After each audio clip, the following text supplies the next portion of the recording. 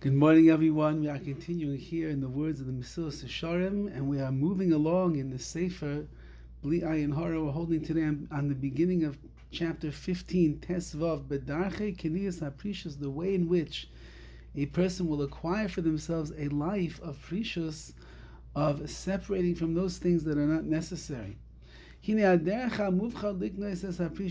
proper way to acquire for oneself this precious, the separation that is necessary to grow in their avodas Hashem. They must examine the grius, the lackings that are found in the pleasures of this world.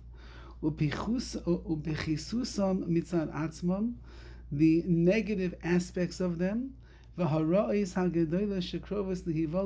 and the terrible things that can come as a result of a person's immersion and indulgence in the pleasures of this world.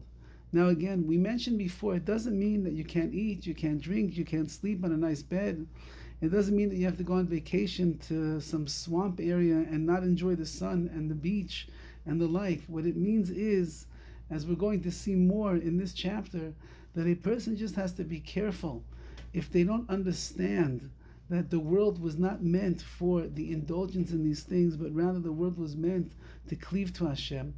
If a person doesn't understand that one who over inundates himself with the pleasures of Olam Hazeh, of this world, the sensations, the sensual sensations and the like, and all of the things that tantalize our senses, if a person ends up thinking that's what life is about, so then he'll be taken off the path of a true avodas Hashem.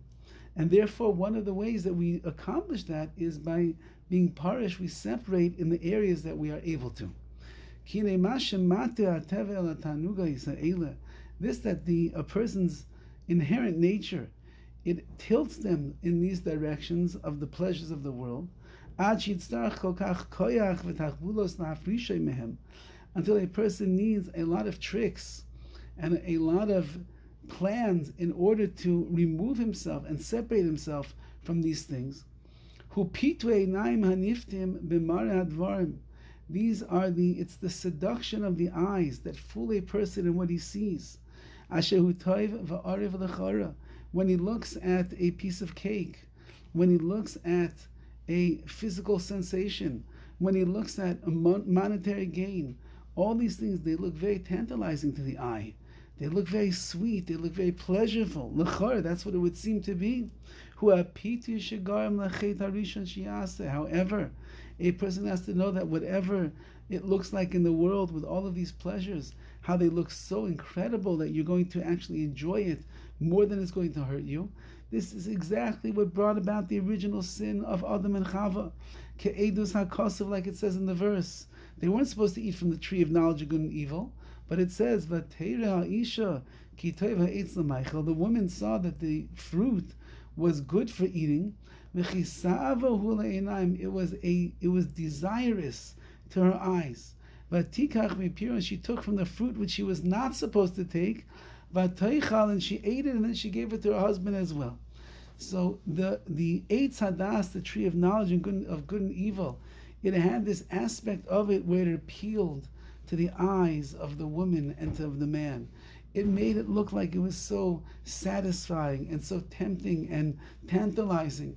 And therefore, it duped them into making the greatest sin of all time, which forever changed the face of mankind.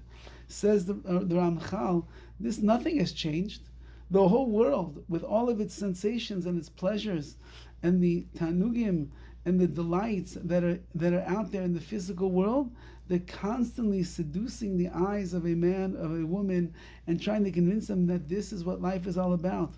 However,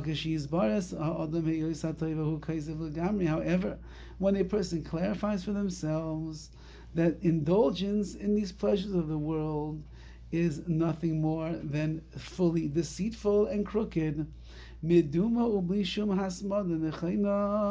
it's just illusionary and there's no real sustenance to it. And the evil or the bad that is found intrinsically in it is true, or it's going to bring you It'll bring you close to other negative things in your life.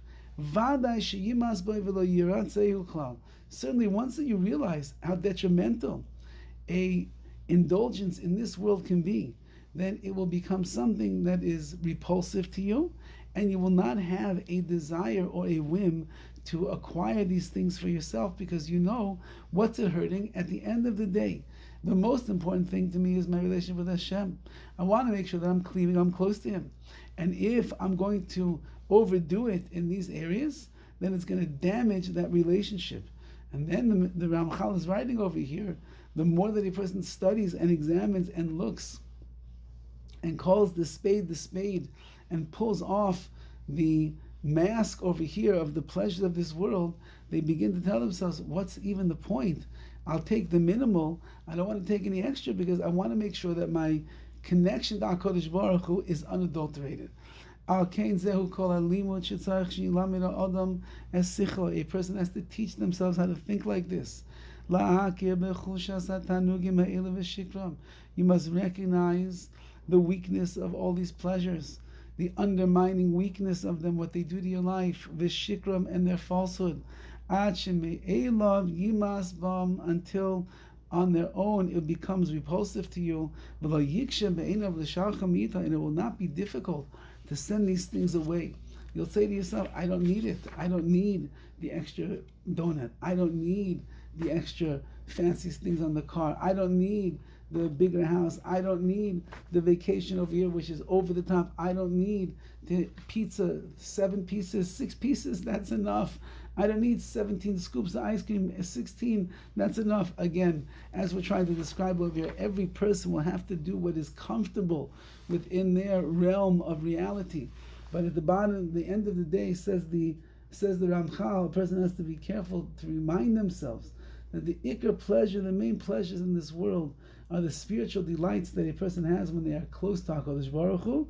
Anything that's going to get in that way has to be thought twice about before we partake and we indulge in. Have a wonderful day.